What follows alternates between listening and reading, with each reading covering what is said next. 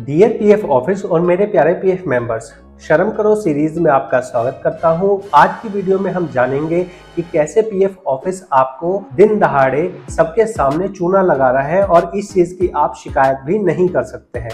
तो यहाँ आपके सामने मैं जो केस दिखा रहा हूँ इसको ध्यान से समझिए।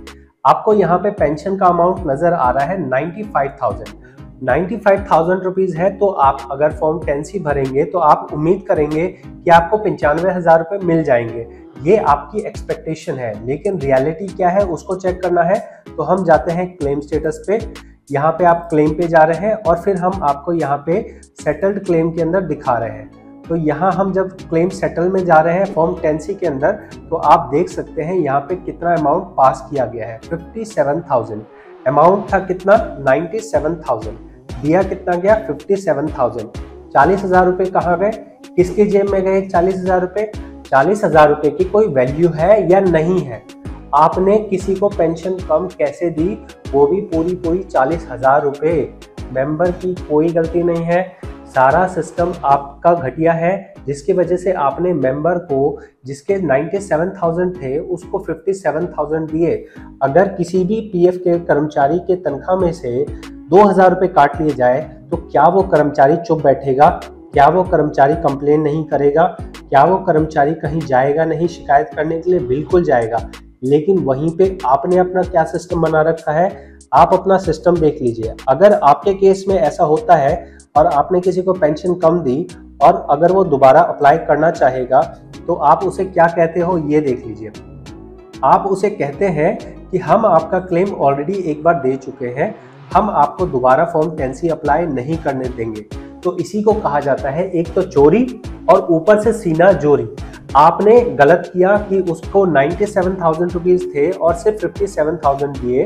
अब ये आदमी अब अगर अपना 40,000 रुपये लेना चाहेगा तो आप उसको कह रहे हो भाई तू ऑलरेडी पैसा ले चुका है रे, भूल गया, हम तो तेरे को पैसा दे चुके हैं। हमारा तो सिस्टम ना बहुत बढ़िया है, ये सिस्टम इतना बढ़िया है कि देखो हमने अपना लिख के दिया है। भाई हमारा इतना अच्छा सिस्टम है कि हम यहाँ पे बिल्कुल state of the art technology है हमारी, सीमलेस अनइंटरप्टेड सर्विस प्रोवाइड करते हैं और हम चाहते हैं कि कॉन्टेक्टलेस, फेसलेस, पेपरलेस मैनर में और ट्रांसपेरेंट तरीके से काम हो। भाई साहब इतनी तगड़ी ट्रांसपेरेंसी है ना कि यहाँ 97,000 का 57,000 दिया गया, पूरे 40,000 रुपए गायब कर दिए गए। इससे ज्यादा ट्रांसपेरेंसी कहाँ लोगे?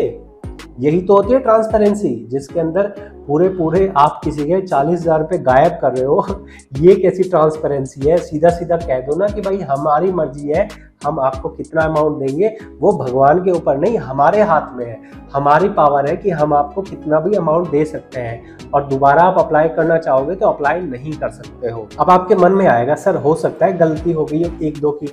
मैं भाई बता रहा हूँ, मैं ना पीएफ का काम करता हूँ, मैं बता रहा हूँ, मैं एक अनुमान लगा रहा हूँ कि ये मेरे हिसाब से 70 से 80% लोगों को पेंशन कम देते हैं। ये मेरा एक अनुमान है, क्योंकि अगर मैं 10 फॉर्म भरता हूँ तो 10 में से मान सकते हैं कि 7-8 के तो फॉर्म के पैसे कम आते ही आते हैं और इसमें ज़्यादा कम नहीं आते हैं। मतलब अगर मान लो 2,000, 4,000, 5,000 रुपये कम आए तब तो मैं बोलता भी नहीं शिकायत करने के लिए कि चलो कोई बात नहीं, इतने रख लिया तो रख लिया। लेकिन यार ये तो हद ही हो गई कि किसी के आपने 40,000 रुपये कम दिए और अगर 40,000 रुपये कम दिए और वो आदमी जाएगा शिकायत करने के लिए यहाँ पे, तो ऐसा नहीं है कि आप उसको फॉर्म अप्लाई करने दोगे। अगर फॉर्म में एरर आ गया कि आप दोबारा अप्लाई नहीं कर सकते तो वो आप नहीं कर सकोगे। अब देखो गलती करी पीएफ ऑफिस ने, लेकिन भरना पड़ेगा किसको? मेंबर को भरना पड़ेगा। मेंबर रहता है चेन्नई में और इसका पीएफ ऑफिस है थाने में। तो अब ये क्या ये चेन्नई से थाने जाए? मतलब 40,000 तो जो डूबे हैं सो डूबे हैं। अब ये यहाँ से यहाँ जाने में चक्कर लगाए, फिर वहां पैसा खर्च करे और फिर लाइन में लगे। मतलब अपने ही पैसों के लिए तुम भिखारी बना देते हो आदमी को, तो वो इधर से उधर चक्कर लगाए। तो थोड़ी सी शर्म कर लो, इस सिस्टम को, घटिया सिस्टम को ठीक कर लो ताकि मेंबर के इस तरह से पेंशन का अमाउंट ना डूबे। इसमें करना क्या है, ये बहुत लंबा प्रोसेस होता है जो कि मैं आपको आगे वीडियोस में बताऊंगा। मिलते हैं आपसे अगली शर्म करो सीरीज के अंदर। बहुत बहुत धन्यवाद।